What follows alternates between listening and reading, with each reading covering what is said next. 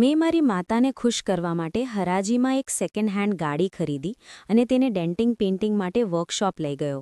મિકેનિકે જેવું જ ડિક્કીનું અંદરનું કાર્પેટ ઉખેડ્યું તે ચીસ પાડતો પાછળ હટી ગયો અને તરત જ પોલીસને કોલ કરી દીધો. હું આગળ વધીને જોવા લાગ્યો તો મારા પણ હોશ ઉડી ગયા, કારણ કે ડિક્કીના ગુપ્ત ખાનામાં હાડકાનું એક પિંજર પડ્યું હતું અને તેના ગળામાં મારું ઓળખપત્ર આઈડી કાર્ડ હતું. તેની પાસે જ એક ચિઠ્ઠી હતી જેના પર લખ્યું હતું કે તે દિવસ મારી જિંદગીનો સૌથી મોટો દિવસ હોવો જોઈતો હતો. વર્ષોની સખત મહેનત, તપતા તડકામાં મજૂરી અને ભૂખ્યા પેટે ઊંઘ્યા પછી મેં મારી માતાના ચરણોમાં એ ખુશી રાખવાનો નિર્ણય કર્યો હતો જેનું સપનું જોતાં જોતાં તેમની આંખો થાકી ગઈ હતી. હરાજીના વિશાળ ખુલ્લા મેદાનમાં જ્યારે તે જૂની સફેદ સેડાન કાર મારા નામે થઈ ત્યારે મને લાગ્યું જાણે મેં ફક્ત લોખંડનું એક માળખું નહીં પણ મારી ખોવાયેલી સામાજિક પ્રતિષ્ઠા અને સન્માન ખરીદી લીધું હોય. હું એક મધ્યમ વર્ગનો એવો યુવાન હતો જેણે હંમેશા બસોમાં ધક્કા ખાતા અને ફૂટપાથની ધૂળમાં પોતાની જુવાની વિતાવી હતી. પરંતુ તે દિવસે જ્યારે મેં તે ગાડીની ચાવી મારા હાથમાં લીધી ત્યારે તેની ઠંડક મારા રોમે રોમમાં એક અજીબ શાંતિ ભરી રહી હતી. મેં ચાવીને મારા કપાળે લગાવી અને એક પળ માટે આંખો બંધ કરીને એ ઘરની કલ્પના કરી જ્યાં મારી માતા આસન પર બેસીને મારા માટે દુઆઓ કરી રહી હશે અને તેને એ પણ અંદાજ નહીં હોય કે તેનો દીકરો આજે તેના માટે કેટલો મોટો સરપ્રાઇઝ લઈને આવી રહ્યો છે. ગાડીના સ્ટિયરિંગ પર હાથ રાખતા જ મને મારી આંગળીઓના ટેરવામાં થતો એ દુખાવો યાદ આવી ગયો, જે ઠંડી રાતોમાં કામ કરવાને કારણે અવારનવાર થતો હતો અને આંગળીઓ ઘૂરી પડી જતી હતી. પરંતુ આજે એ બધા દુઃખ એક જ પળમાં ધોવાઈ ગયા હતા. હું ગાડી ચલાવીને સીધો મારા બાળપણના સૌથી નજીકના મિત્ર કેદારની વર્કશોપ પર લઈ ગયો, જેથી તેની મરામત અને સજાવટ કરાવીને તેને નવી દુલ્હન જેવો રૂપ આપી શકું. રસ્તામાં હું સ્ટિયરિંગ પર હાથ ફેરવતા તેની ચમકતી બોડીના સપના જોતો રહ્યો અને દરેક પસાર થતી પળમાં મારી માતાનો એ ચહેરો યાદ કરતો રહ્યો જ્યારે તે પહેલીવાર આ ગાડીની પાછળની સીટ પર બેસશે અને તેના ચહેરા પર ગર્વની એક લહેર દોડી જશે. મેં વિચાર્યું હતું કે તેને ઘેરા કાળા રંગમાં રંગાવીશ અને પછી જ્યારે હું મારા મહોલ્લાની સાંકડી અને બદબૂદાર ગલીઓમાંથી પસાર થઈશ ત્યારે એ લોકો જે ગઈકાલ સુધી મને તિરસ્કારની નજરથી જોતા હતા આજે મારી સફળતાને ઈર્ષાભરી આંખોથી જોશે. કેદારની વર્કશોપ પહોંચીને મેં મોટા ગર્વથી ગાડી ઊભી રાખી અને તેને અવાજ આપ્યો તો તે બહાર નીકળ્યો અને સ્મિત સાથે મને ગળે લગાવી લીધો. પરંતુ તેની નજર ગાડી પર પડતા જ તે ગંભીર થઈ ગયો. તે ગાડીઓના લોખંડની ભાષા સમજતો હતો અને કદાચ તેને આ લોખંડની શાંતિમાં કોઈ એવી ચીજ સંભળાઈ રહી હતી જે મારા કાન સુધી પહોંચતી નહોતી. અમે બંનેએ મળીને ગાડીની સફાઈ શરૂ કરી. હું ઉપરથી ધૂળ ખંખેરી રહ્યો હતો અને કેદાર તેના આંતરિક ભાગોની તપાસ કરી રહ્યો હતો. સૂરજ ઝડપથી આથમી રહ્યો હતો અને આકાશમાં ફેલાયેલી લાલીમાં એવી લાગતી હતી જાણે કોઈ એક ક્ષિતિજ પર તાજું લોહી છાંટ્યું હોય અને પક્ષીઓ અજીબ બેચેની સાથે પોતાના માળા તરફ ઉડી રહ્યા હતા. કેદારે જ્યારે ગાડીની પાછળની ડિક્કી ખોલી તો સડેલી અને દુર્ગંધથી ભરેલી હવાનો એવો તે તેજ ઝાપટો બહાર આવ્યો કે મારું જીવ મૂંઝાવા લાગ્યો અને એક પળ માટે મને એવું લાગ્યું જાણે મારી આસપાસ હવાનું દબાણ વધી ગયું હોય. આ એ બદબૂ નહોતી જે જૂની ગાડીઓ કે બંધ જગ્યાઓમાં સામાન્ય હોય છે, પરંતુ તેમાં એક એવી ડરામણી અપ્રિયતા હતી જે સીધી માણસની નસો પર અસર કરે છે અને આત્માને પણ ધ્રેજાવી દે છે. કેદારે ડિક્કીનું નીચેનું કાર્પેટ, જે ઘણી જગ્યાએથી ઉખડેલું હતું, હટાવવાનું શરૂ કર્યું તો તેને અનુભવ થયો કે નીચે લોખંડની ચાદરને કોઈએ મોટી સફાઈથી કાપીને ફરીથી જોડી દીધી છે અને તેના પર કેટલાક એવા નિશાન હતા જેને સામાન્ય રીતે છુપાવવામાં આવતા હોય છે. તેણે એક મોટું પેચકસ લીધું અને પૂરેપૂરું જોર લગાવીને એક ગુપ્ત ખાનાને ઉપર ઉઠાવ્યું અને તે જ પળે મારી કિસ્મતનો તારો હંમેશ માટે ડૂબી ગયો.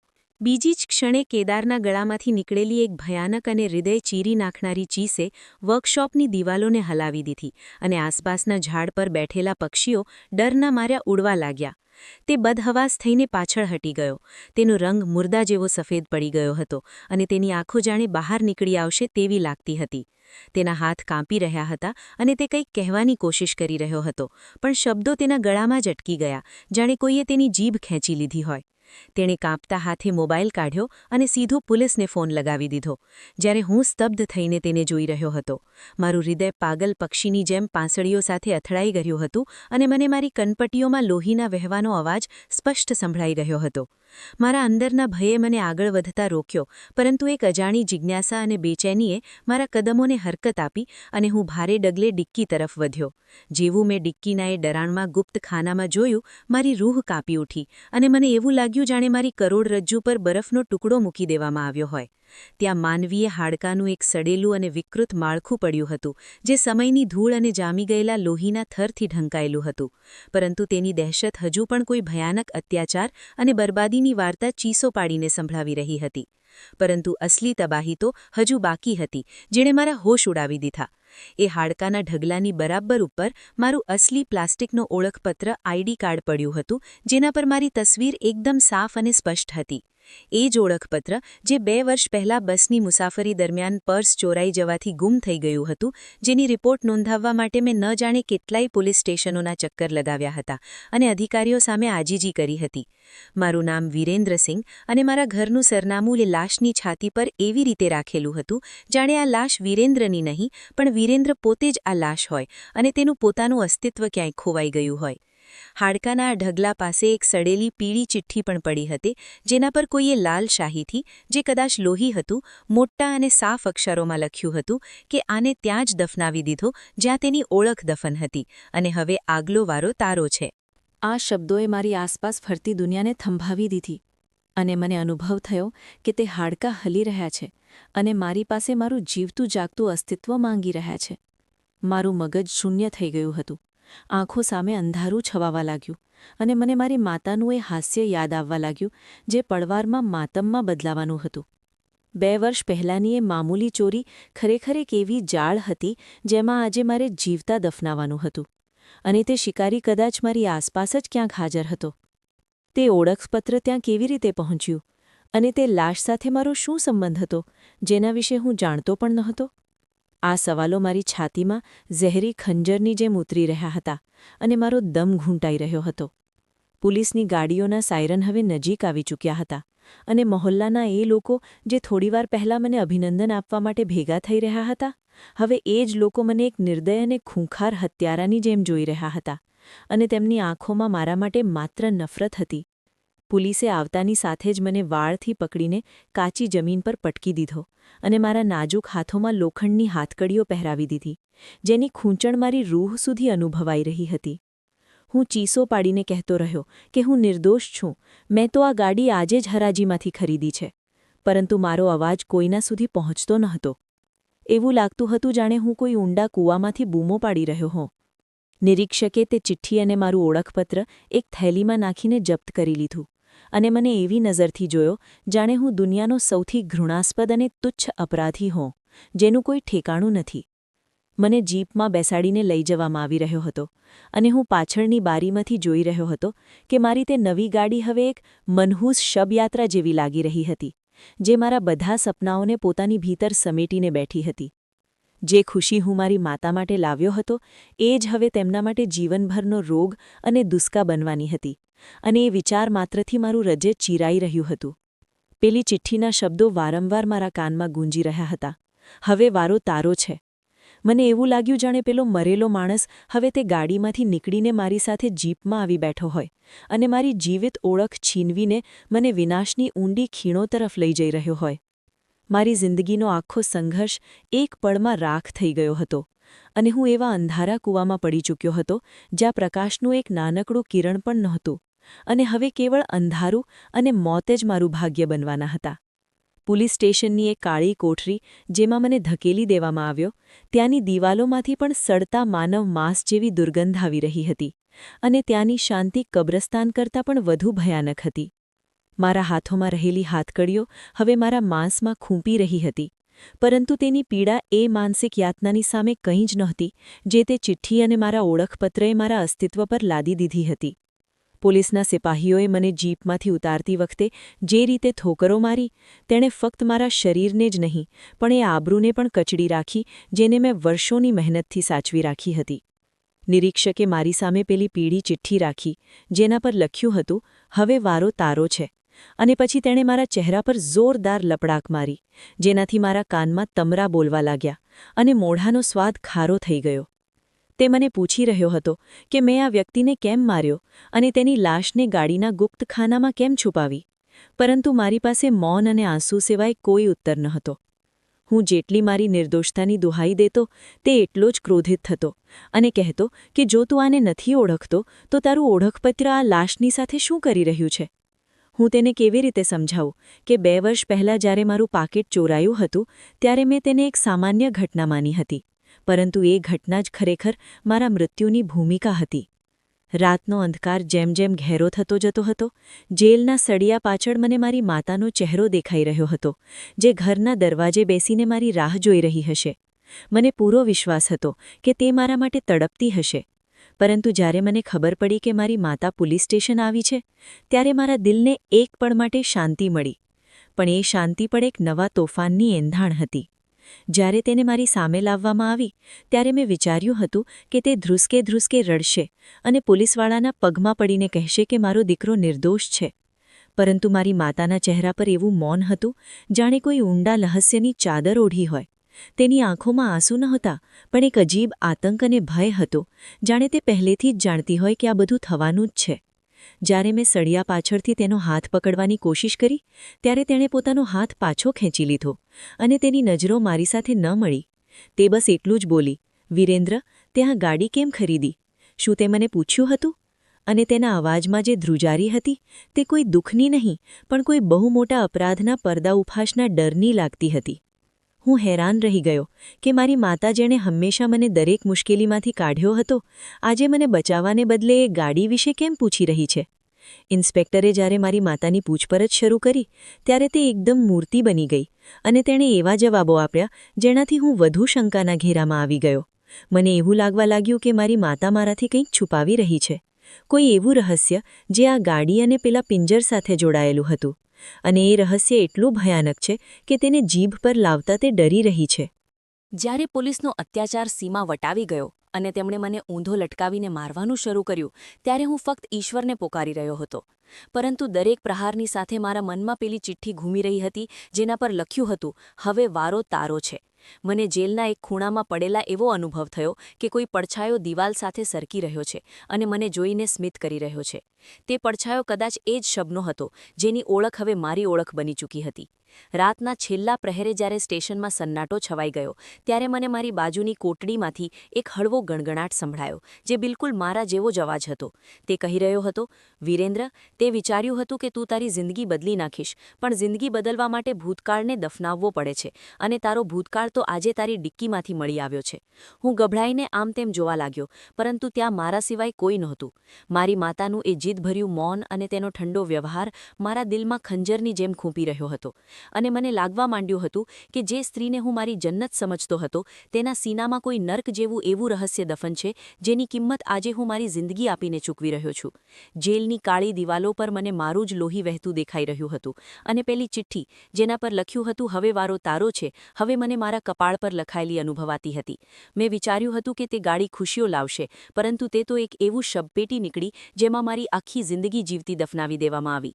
મારી માતાનો એ ચહેરો જે હંમેશા મમતાની સુગંધથી મહેકતો હતો, આજે તેના પર અપરાધ અને ભયના પડછાયા હતા અને તે વારંવાર એ જ કહી રહી હતી કે તે ગાડી તારે નહોતી ખરીદવી જોઈતી, જાણે તેને પહેલેથી જ ખબર હોય કે આ ગાડીની ડિક્કીમાં શું છુપાયેલું છે. મને અહેસાસ થયો કે આ ફક્ત એક હત્યાનો મામલો નથી, પણ આ મારી આખી પેઢીના કોઈ એવા અપરાધનો બદલો છે જે આજે મારી ઓળખ દ્વારા મારી પાસેથી લેવામાં આવી રહ્યો છે. હું આ અંધારી કોટડીમાં એકલો નહોતો, પણ પેલું માળખું, પેલી ચિઠ્ઠી, મારી અને મારી માતાનું એ રહસ્ય, બધું મારી સાથે આ કેદમાં હાજર હતું અને બહારની દુનિયા માટે હું હવે એક મરેલો માણસ બની ચૂક્યો હતો, જેની જનાઝો તેની પોતાની જ ગાડીમાં પડી હતી. દરેક પસાર થતી પળ મને એ સચ્ચાઈની વધુ નજીક લઈ જઈ રહી હતી કે હું એ નથી જે હું પોતાને સમજતો રહ્યો છું, પરંતુ હું તો તે માર્યા ગયેલા વ્યક્તિની જગ્યા લેવા માટે વર્ષોથી ઉછેરવામાં આવ્યો હતો અને આજે એ સમય આવી ગયો હતો જ્યારે મારી ઓળખને એ માળખા સાથે હંમેશ માટે ભૂંસી નાખવાની હતી. જેલની એ કાળી કોટડીમાં વિતાવેલી દરેક પળ મારા માટે કોઈ પ્રલયથી ઓછી નહોતી અને જ્યારે ઇન્સ્પેક્ટરે મને ઢસેડીને પોતાની ઓફિસમાં લાવીને પટકી દીધો ત્યારે મને લાગ્યું કે કદાચ હવે તે મારા મૃત્યુનો ફેસલો સંભળાવવાનો છે પરંતુ ત્યાં ટેબલ પર પડેલા ફોરેન્સિક રિપોર્ટે મારા આત્માની અંદર એવો કંપ પેદા કરી દીધો જેની મેં ક્યારેય સપનામાં પણ કલ્પના નહોતી કરી ઇન્સ્પેક્ટરની આંખોમાં તે સમયે ગુસ્સો ઓછો અને હેરાની વધારે હતી તેણે ફાઇલ મારી સામે ફેંકી અને કહ્યું વિરેન્દ્ર તું કહી રહ્યો હતો કે તું એ લાશને નથી ઓળખતો પણ ડીએનએ રિપોર્ટ કહે છે કે આ લાશ કોઈ અજાણ્યાની નથી પણ તારા પોતાના સગા જોડિયા ભાઈની છે જેને બરાબર 2 વર્ષ પહેલા આ જ સમયે મારી નાખવામાં આવ્યો હતો જ્યારે તારું ઓળખપત્ર ખોવાયું હતું આ સાંભળતા જ મારા માથામાં જાણે હજારો વિસ્ફોટ એકસાથે થયા અને મને લાગ્યું કે હું કોઈ ભયાનક સપનાની વચ્ચે ઊભો છું મારો કોઈ જોડિયો ભાઈ હતો આ વાત મારા માટે એટલી જ અશક્ય હતી જેટલી આ વખતે મારું જીવતા હોવું કારણ કે હોશ સંભાળતાથી આજ સુધી મેં પોતાને મારી માતાનું એકમાત્ર સંતાન જ માન્યું હતું મેં કાંપતા હાથે એ રિપોર્ટના પાના ફેરવ્યા જેના પર લખ્યું હતું કે મૃતકના શરીરના હાડકાનું માળખું અને મારું ડીએનએ 99% સમાનતા ધરાવે છે અને આ ફક્ત જોડિયા ભાઈઓના કિસ્સામાં જ શક્ય છે મારું મગજ શૂન્ય થઈ ગયું અને મારી આંખો સામે 2 વર્ષ જૂનું એ દ્રશ્ય ઘૂમવા લાગ્યું જ્યારે મારું પર્સ ચોરાયું હતું અને તે દિવસોમાં મારી માતા અચાનક બહુ શાંત અને એકાંતમાં રહેવા લાગી હતી તે સમયે મેં વિચાર્યું હતું કે કદાચ ઘડપણને કારણે તે ઉદાસ રહેવા લાગી છે પણ હવે મને સમજાઈ રહ્યું હતું કે તેમની એ શાંતિ પાછળ કેટલું મોટું ઊંડું રહસ્ય અને કેટલું ભયાનક લોહી છુપાયેલું હતું મેં ઇન્સ્પેક્ટર સામે કરગરતા કહ્યું કે મારો કોઈ ભાઈ નથી સાહેબ હું મારી માતાનો એકલો દીકરો છું પણ તેને મને ફરીથી ઝંઝોળતા કહ્યું કે જૂઠું ન બોલ જો ભાઈ નહોતો તો પછી આ હાડકા તારું ઓળખપત્ર અને તારો ચહેરો એક જેવો કેવી રીતે છે પોલીસે નિર્ણય કર્યો કે મને મારી માતા સાથે મેળવવામાં આવે જેથી તે આ સત્યનો સામનો કરી શકે જ્યારે મને ફરીથી એ સળિયાવાળા રૂમમાં લાવવામાં આવ્યો જ્યાં મારી માતા પહેલેથી હાજર હતી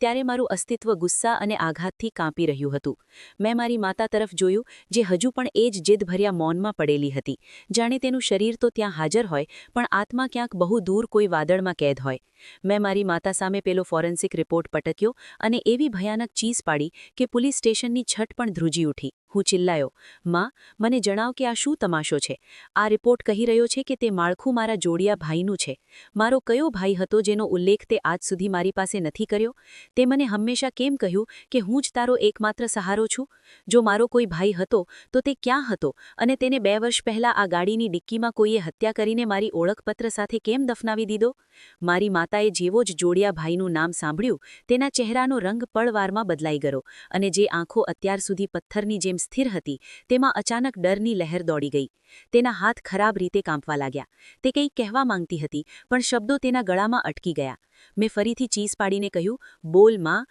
ચૂપ કેમ છે શું આ સાચું છે કે તે મારાથી મારી જિંદગીની સૌથી મોટી સચ્ચાઈ છુપાવી શું મારો કોઈ હમશકલ ભાઈ આ દુનિયામાં હતો જેને મારી જ ઓળખ આપીને મારી નાખવામાં આવ્યો મારો ગુસ્સો હવે પાગલપનની હદે પહોંચી ચૂક્યો હતો અને મેં સળિયા પર હાથ મારતા કહ્યું કે મને જવાબ જોઈએ નહીંતર હું આજ દિવાલ સાથે માથું પછડાટીને મારો જીવ આપી દઈશ મારી માતાનો એ સંયમ જે વર્ષોથી તેના સીનામાં બંધ હતો અચાનક તૂટી ગયો અને તે ધ્રુસકે રડવા લાગી તેના ડૂસકા થોભવાનું નામ નહોતા હેતા અને તે ફ્લોર પર બેસીને પોતાની છાતી કૂટવા લાગી તેના રડવામાં એ પીડા હતી જે ફક્ત એ માના ભાગે આવે છે જેણે પોતાના જુવાન દીકરાને પોતાના જ હાથે ક્યાંક દૂર ખોઈ દીધો હોય તે રડતા રડતા બસ એટલું જ કહી રહી હતી વિરેન્દ્ર મને માફ કરી દે હું મજબૂર હતી હું તને ખોવા નહોતી માંગતી પણ તેણે એ ના જણાવ્યું કે તે ભાઈ કોણ હતો અને તેને કેમ મારવામાં આવ્યો તેના આંસુઓમાં પછતાવો પણ હતો અને એવી દહેશત પણ જાણે સત્ય જણાવતા જ મને પણ મોત ઘેરી લેશે મેં તેના ખભા પકડીને તેને હલાવી અને કહ્યું માં હવે રડવાથી કંઈ નહીં થાય મને જણાવ કે તે ચિઠ્ઠી કોણે લખી હતી અને તે ગાડીનો પેલા ભાઈ સાથે શું સંબંધ છે પરંતુ મારી માતાએ માથું નકારમાં હલાવ્યું અને પોતાની જીભ દાંત નીચે દબાવી દીધી જાણે સત્ય જણાવવા કરતાં મરી જવું બહેતર હોય તે બસ એટલું જ કહી રહી હતી કે હવે વારો તારો છે આ વાત સાચી છે વિરેન્દ્ર તેઓ તને નહીં છોડે તે શિકારીઓ તને પણ ખતમ કરી નાખશે મેં પૂછ્યું કે તે શિકારીઓ કોણ છે માં અને તે ભાઈનો શું અપરાધ હતો પરંતુ મારી માતા ફરીથી પેલી ડરામણી શાંતિમાં ડૂબી ગઈ તે રડી તો રહી હતી પણ તેની જીભ પર ફરીથી તાળા લાગી ગયા હતા તેની આ ચૂપકીદી મને વધુ ડરાવી રહી હતી મને અહેસાસ થયો કે આ ફક્ત એક હત્યા નથી પરંતુ એક એવો પારિવારિક અપરાધ છે જેનો ભોગ મારો જોડિયો ભાઈ બની ચૂક્યો છે અને હવે મારો વારો છે મને એ દિવસો યાદ આવ્યા જ્યારે 2 વર્ષ પહેલાં મારી માતા અડધી રાત્રે ઉઠીને રડતી હતી અને પૂછવા પર કહેતી હતી કે માથામાં દુખાવો છે. હવે મને સમજાઈ ગયું કે તે દુખાવો માથાનો નહીં પણ તે જોડિયા ભાઈના વિરહનો હતો, જેને કદાચ મારાથી પણ વધુ છુપાવીને રાખવામાં આવ્યો હતો. મારું મન હવે એક એવી દિશામાં વિચારવા લાગ્યું હતું જ્યાં ફક્ત અંધકાર હતો. જો મારો ભાઈ જોડિયો હતો તો તે મારો ચહેરો બનાવીને સમાજમાં ક્યાં ઘૂમી રહ્યો હતો અને તેની પાસે મારું ઓળખપત્ર કેવી રીતે પહોંચ્યું? શું તેને મારી જગ્યાએ વાપરવામાં આવી રહ્યો હતો અથવા હું તેની જગ્યાએ જીવી રહ્યો હતો? આ સવાલો મારા માથામાં હથોડાની જેમ વાગી રહ્યા હતા અને મારી માતાના ડૂસકા પોલીસ સ્ટેશનના આ વાતાવરણને વધુ ભારે બનાવી રહ્યા હતા. ઇન્સ્પેક્ટરે મારી માતાને ત્યાંથી હટાવી દીધી અને મને ફરીથી કોટડીમાં ફેંકી દીધો, જ્યાં હું દિવાલને ટેકો દઈને બેસી ગયો અને વિચારવા લાગ્યો કે જે ઘરને હું જન્નત સમજતો હતો તેનો પાયો તો મારા જ ભાઈના લોહી પર નખાયો હતો અને મારી માતા તે લોહીની સૌથી મોટી સાક્ષી હતી, જે અત્યાર સુધી ખામોશ હતી. મને હવે પેલી ચિઠ્ઠી લખનાર કરતાં મારી માતાની ચૂપકીદીથી વધુ ડર લાગવા માંડ્યો હતો, કારણ કે એ શાંતિમાં એવું રહસ્ય છુપાયેલું હતું જે મને જીવતા જીવ મારવા માટે પૂરતું હતું.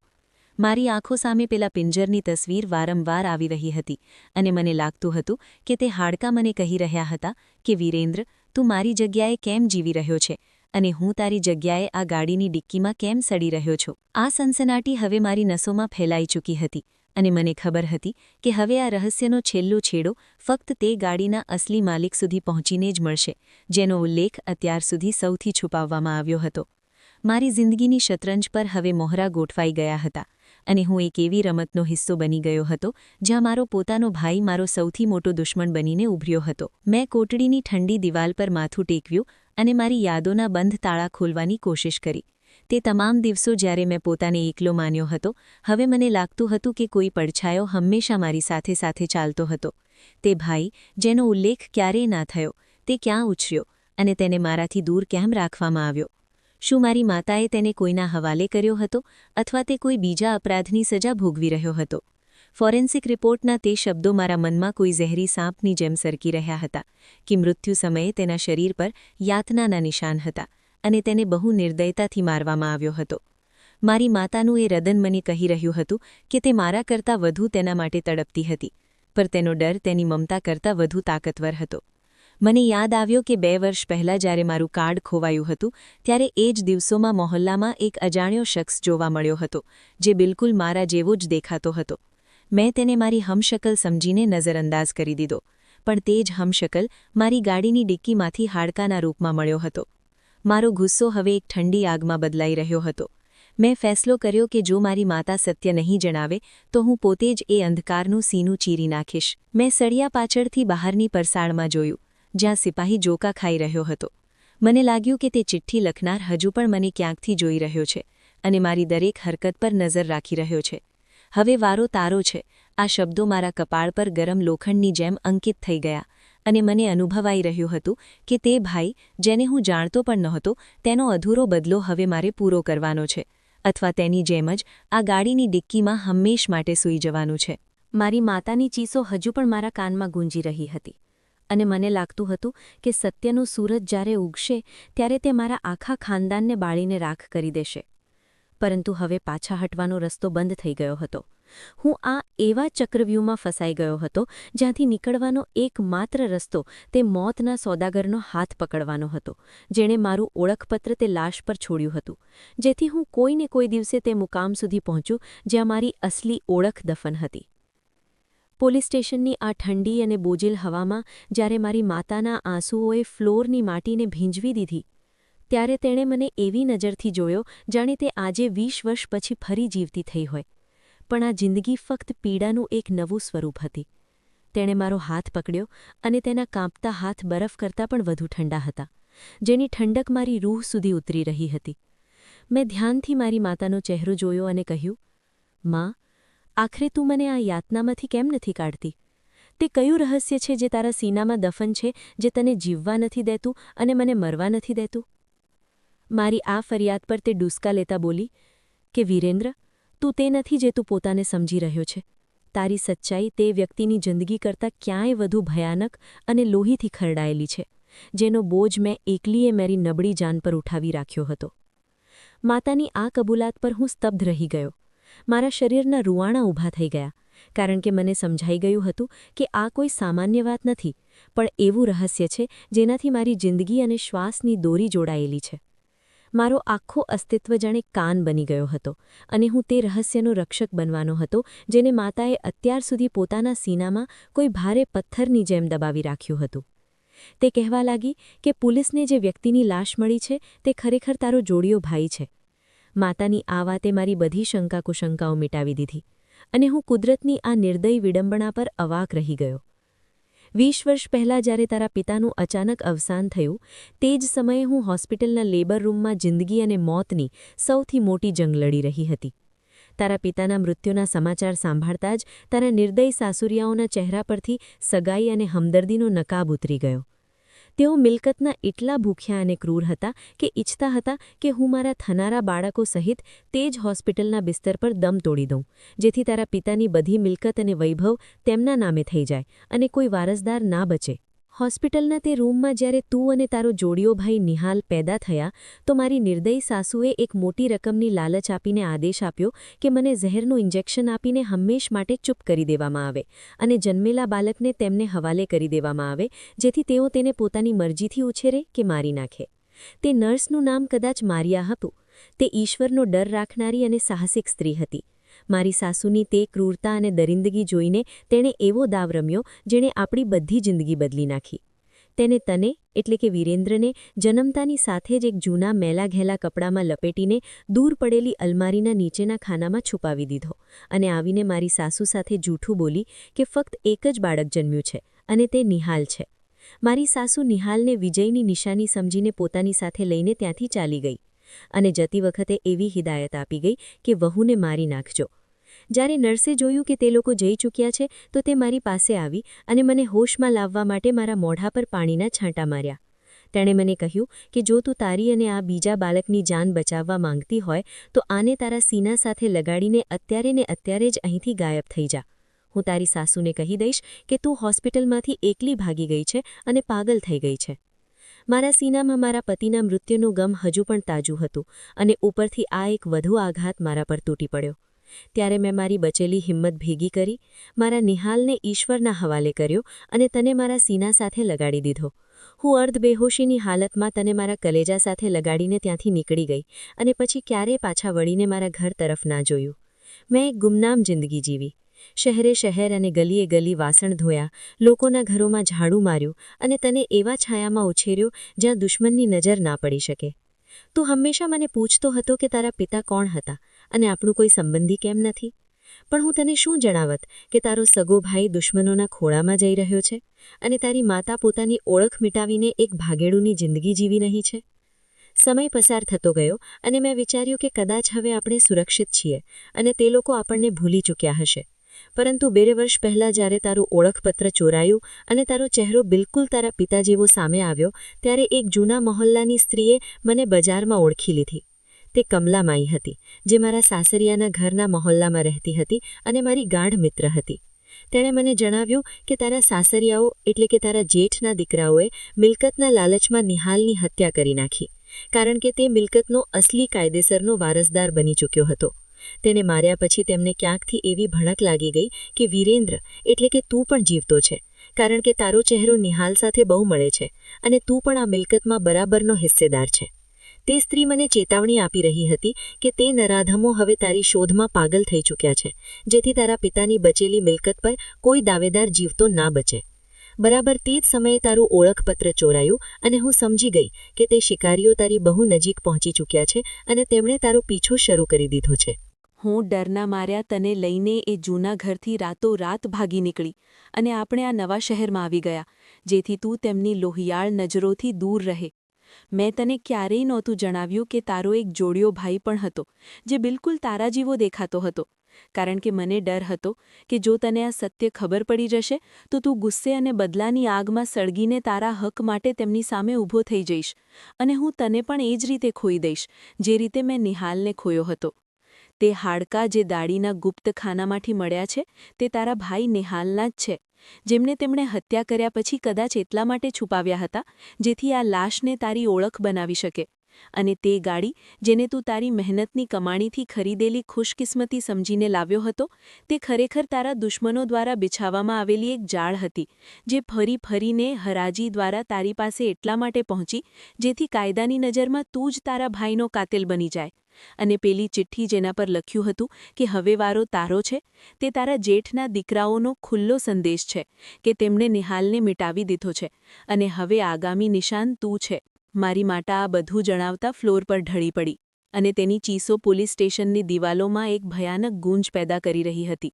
તેના રડવામાં 20 વર્ષની એ ગુંગળામણ અને એ કુરબાની સામેલ હતી જે તેણે મને જીવતો રાખવા માટે આપી હતી. મારું મગજ આ બધું સાંભળીને બિલકુલ શૂન્ય થઈ ગયું હતું. હું જે ભાઈના હાડકા પર રડી રહ્યો હતો તેનો ચહેરો પણ મેં ક્યારેય જોયો નહોતો અને જે મિલકતનો ઉલ્લેખ મારી માતા કરી રહી હતી તે મારા માટે ફક્ત લોહીથી ખરડાયેલું એક સપનું હતું. મને હવે સમજાઈ રહ્યું હતું કે તે ચિઠ્ઠી, તે ઓળખપત્ર અને તે લાશ ખરેખર એક વિચારીને રચાયેલું કાવતરું હતું જેમાં મને ફસાવા માટે 20 વર્ષ સુધી યોજનાઓ બનાવવામાં આવી. મારી માતાના ડૂસકા હવે એક શાંત શોકમાં બદલાઈ રહ્યા હતા અને હું આ સચ્ચાઈના બોજ તળે દબાતો જતો હતો કે હું તે માર્યા ગયેલા ભાઈનો એ પડછાયો છું જેને હવે જીવતા જીવ તેની જગ્યાએ કબરમાં ઉતારવાની તૈયારી થઈ ચૂકી છે. મારી માતાએ સત્ય તો જણાવી દીધું હતું પણ આ સત્યએ મારી જિંદગીને મોતની એટલી નજીક લાવી દીધી હતી કે મને બધી તરફ ફક્ત અંધકાર જ દેખાઈ રહ્યો હતો.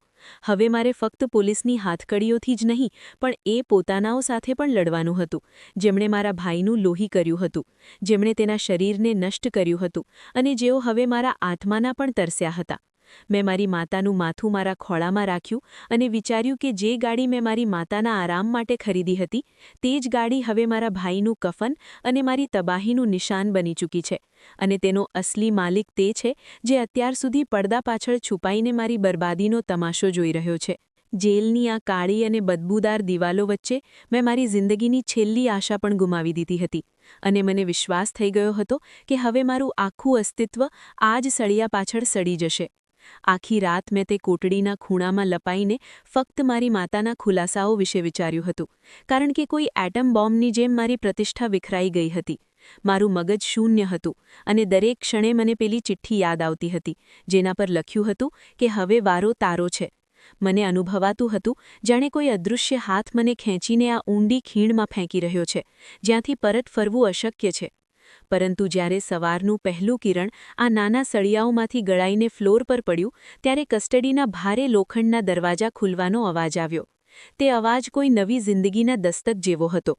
મેં જોયું કે સામે મારો વકીલ અને પોલીસ ઇન્સ્પેક્ટર ઊભા હતા. વકીલના ચહેરા પર એક એવી વિજયી સ્મિત હતી જેણે મારા મૃત શરીરમાં ફરી એકવાર જીવ પૂરી દીધો. ઇન્સ્પેક્ટર, જેણે ગઈકાલ સુધી મને ઠોકર પર રાખ્યો હતો, આજે તેની નજર નમેલી હતી. વકીલે મારી નજીક આવીને મારા કાંપતા ખભા પર હાથ રાખ્યો અને મોટા ઉત્સાહભર્યા અવાજે કહ્યું, "વીરેન્દ્ર, મુબારક હો, હવે તું સ્વતંત્ર માણસ છે અને કાયદાની નજરમાં તારી નિર્દોષતાનો સૂરજ ઉગી ચૂક્યો છે." મેં હેરાની અને અવિશ્વાસથી તેને જોયો તો તેણે એક કાળા રંગનું ડિવાઇસ મારી સામે કર્યું અને જણાવ્યું કે પોલીસને એક એવો નક્કર અને નિર્વિવાદ પુરાવો મળી ગયો છે જેણે ન માત્ર તને આ દલદલમાંથી કાઢ્યો છે પણ તારા ભાઈના અસલી હત્યારાઓની આસપાસ ઘેરો પણ મજબૂત કર્યો છે. વકીલે વિગતો જણાવતા કહ્યું કે જ્યારે ફોરેન્સિક વિજ્ઞાને આ ગાડીની ફરીથી ઝીણવટભરી તપાસ કરી તો તેમને પાછળની સીટના અંદરના ફોર્મની અંદર એક જૂનું ડિજિટલ વોઇસ રેકોર્ડિંગ ડિવાઇસ મળ્યું. કદાચ નિહાલે પોતાના અપહરણ વખતે તેને ત્યાં જ છુપાવી દીધું હશે જ્યારે તેને હત્યા માટે લઈ જવામાં આવી રહ્યો હતો. વકીલે તે ડિવાઇસનું બટન દબાવ્યું તો પોલીસના રૂમમાં મારા જોડિયાભાઈનો તે અવાજ ગૂંજ્યો જે બરાબર 20 મહિના કે 2 વર્ષ જૂનો હતો. તે રેકોર્ડિંગમાં મારા જેઠના દીકરાઓ ગિરીશ અને વિક્રમના અવાજો એટલા સ્પષ્ટ હતા કે કોઈ તેને નકારી શકે તેમ નહોતું. ગિરીશ ગુસ્સેમાં ચીસ પાડી રહ્યો હતો, "નિહાલ, તે બહુ મોજ કરી લીધી છે. હવે તારા પિતાની બધી મિલકત કાયદેસર રીતે અમારી હશે. તું બસ ચૂપચાપ આ દસ્તાવેજો પર અંગૂઠો લગાવી દે, નહીંતર તારો અંજામ એ જ થશે જે અમે તારા પિતાના સપનાઓનો કર્યો હતો." રેકોર્ડિંગમાં નિહાલનો રડતો અવાજ હતો જે દયાની ભીખ માંગી રહ્યો હતો અને કહી રહ્યો હતો કે મને છોડી દો, હું બધું તમારા નામે કરી દઈશ. પણ વિક્રમ અટ્ટહાસ્ય કરતા કહી રહ્યો હતો કે તને છોડવાનો અર્થ પોતાના મોતને આમંત્રણ આપવું છે અને ચિંતા ન કર, અમે તારા ભાઈ વીરેન્દ્રલું જે ઓળખપત્ર ચોરાવ્યું હતું તેને અમે તારી લાશ સાથે જ દફનાવીશું જેથી પોલીસ તેને શોધતી રહે અને દુનિયા સમજે કે વીરેન્દ્રએ જ તારી હત્યા કરી છે. આ રેકોર્ડિંગ એક એવી શરમજનક કબૂલાત હતી જેણે આખા પોલીસ સ્ટેશનના કર્મચારીઓને હલાવી દીધા. ઇન્સ્પેક્ટરે મારી માફી માંગતા કહ્યું કે વીરેન્દ્ર, અમને અફસોસ છે કે અમે તને અપરાધી માન્યો, પણ કુદરતે તારી સુરક્ષાનો બંદોબસ્ત પહેલાથી જ કરી રાખ્યો હતો.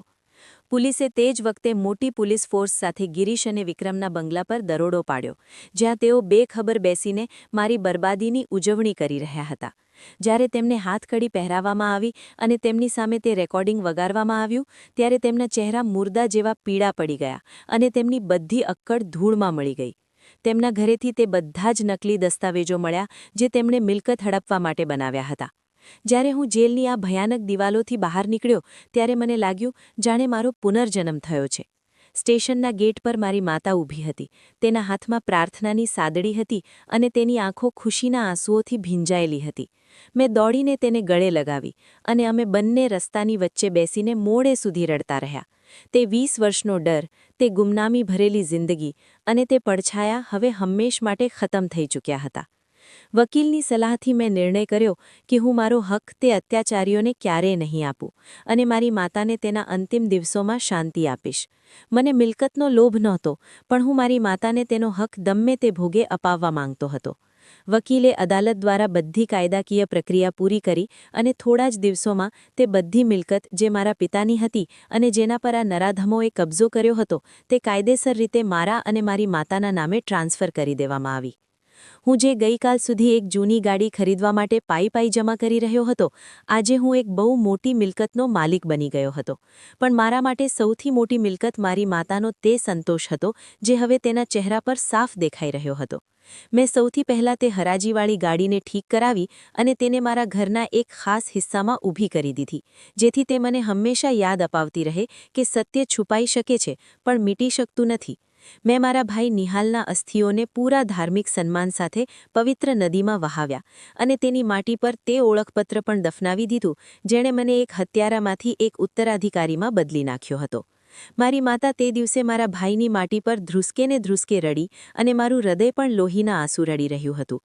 કોઈ એટલું ક્રૂર કેવી રીતે હોઈ શકે કે મારી માતાને 20 વર્ષ સુધી પોતાના જ દીકરાથી અલગ રાખી? પણ મેં ન્યાય ભગવાન પર છોડી દીધો હતો, કારણ કે તે જ સર્વોપરી ન્યાય કરનાર છે. મેં મારી મિલકતનો એક મોટો હિસ્સો અનાથો અને એવી માતાઓના નામે દાનમાં આપી દીધો જેમના માથે કોઈ સહારો નહોતો, જેથી કોઈ બીજો વીરેન્દ્ર પોતાની ઓળખ માટે આ રીતે ભટકવા મજબૂર ન થાય. મારી માતા હવે દરરોજ પોતાના બંને દીકરાઓ માટે પ્રાર્થના કરે છે. એક તે જે તેમની આંખોની સામે હતો અને બીજો તે જે 20 વર્ષ સુધી તેમના દિલના કોઈ ગુપ્ત ખૂણામાં કેદ રહ્યો હતો. હવે અમારી જિંદગીમાં કોઈ રહસ્યમય ચિઠ્ઠી નહોતી અને ના તો કોઈ પીછો કરનારા પડછાયા. વીરેન્દ્ર સિંહ આજે એક નવી જ જિંદગીનો આરંભ કરી ચૂક્યો હતો, જ્યાં ચારે તરફ પ્રકાશ જ પ્રકાશ હતો અને મારા ભાઈનું લોહી હવે રંગ લાવી ચૂક્યું હતું. ન્યાયની આ જીતે મને શીખવ્યું કે જ્યારે ભગવાન કોઈની ઓળખ બચાવવા માંગે છે, ત્યારે તે એક મૃત માણસને પણ કબરથી ઉઠીને ગવાહી આપવાની તાકાત આપી દે છે. તો મિત્રો, આ હતી આજની વાર્તા. આ વાર્તા વિશે તમારો શું અભિપ્રાય છે તે કોમેન્ટ બોક્સમાં જરૂર જણાવશો. જો તમને વાર્તા પસંદ આવી હોય તો વિડીયોને લાઇક કરો અને સ્ટોરી કોર્નર ચેનલને સબસ્ક્રાઇબ કરો અને બેલ આઇકન પર ક્લિક કરીને તેને ઓલ પર સેટ કરો, જેથી તમને નવા વિડીયોની સૂચના તરત મળી રહે.